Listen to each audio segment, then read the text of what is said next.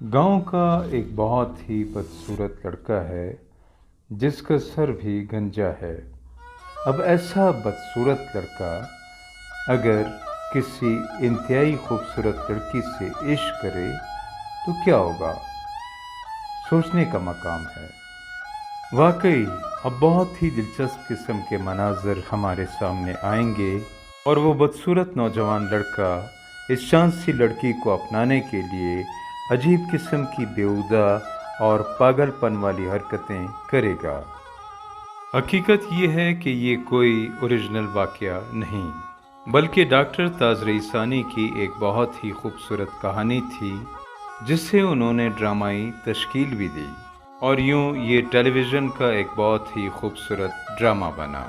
اب اس حسین سی لڑکی کو اپنانے کے لیے یہ گنجا لڑکا کسی پیر کے پاس جاتا ہے اور اس سے تعویذ لکھواتا ہے تاکہ وہ لڑکی اس کی ہو جائے۔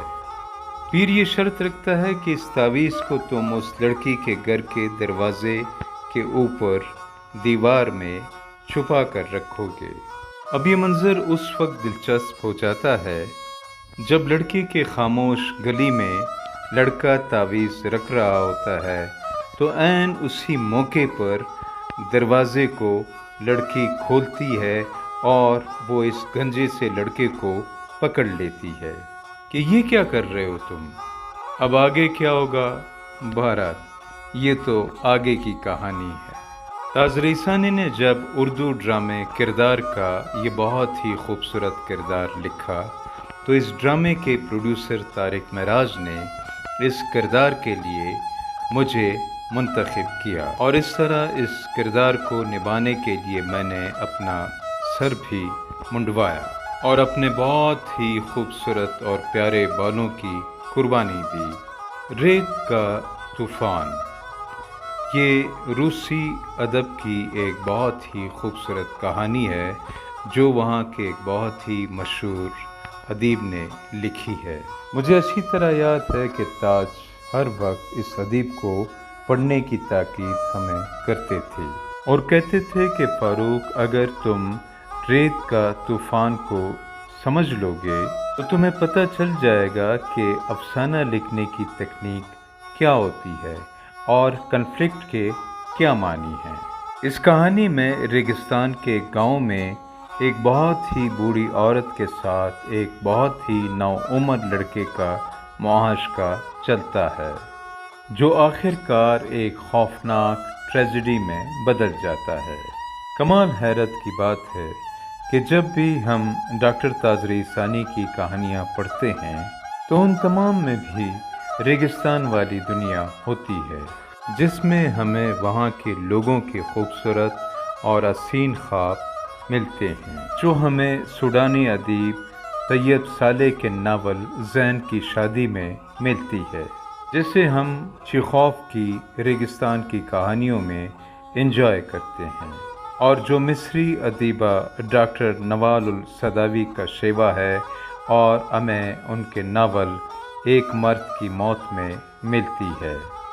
ڈاکٹر تاج رئیسانی بھی اپنی کہانیوں میں بلوچستان کے ریگستانوں اور یہاں کے پہاڑوں کو بہت ہی خوبصورتی کے ساتھ ریپرزینٹ کر رہے ہوں گے، اور اس سلسلے میں ان کی ایک کہانی انجیر کا پھول کو بھی ہم انجوائے کر سکتے ہیں، جس میں ایک رات ایک خیمے میں رہنے والی لڑکی کو ایک ایسا انجیر کا پھول ملتا ہے جس کے متعلق یہ مشہور ہوتا ہے کہ اس پھول کو جس چیز میں بھی رکھا جائے وہاں برکتیں آ جاتی ہیں۔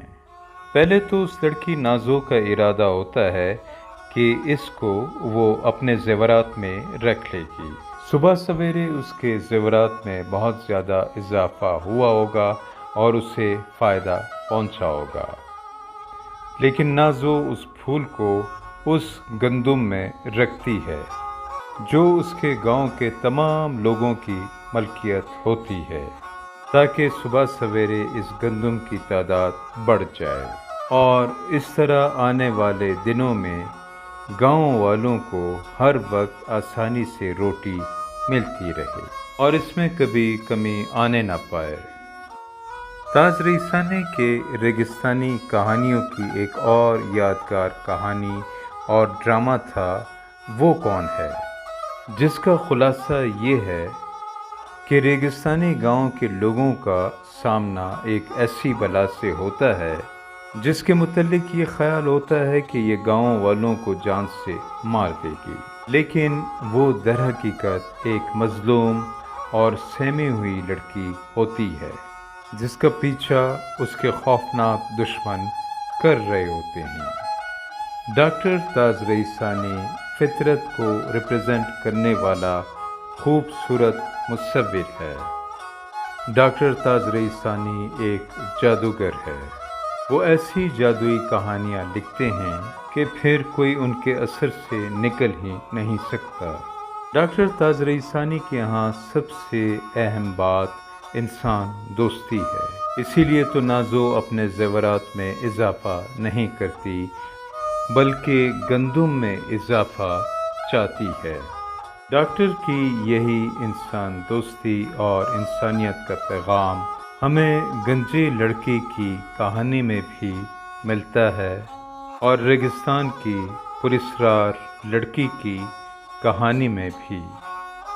ڈاکٹر تاج رئیسانی در حقیقت تیسری دنیا کے ایک بہت بڑے رائٹر ہیں اور ان کی ہر تخلیق میں ہمیں تیسری دنیا کا دکھ ملتا ہے۔ ڈاکٹر تاج رئیسانی 2 زبانوں میں لکھتے ہیں، اردو زبان میں اور ان کی مادری زبان براوی میں۔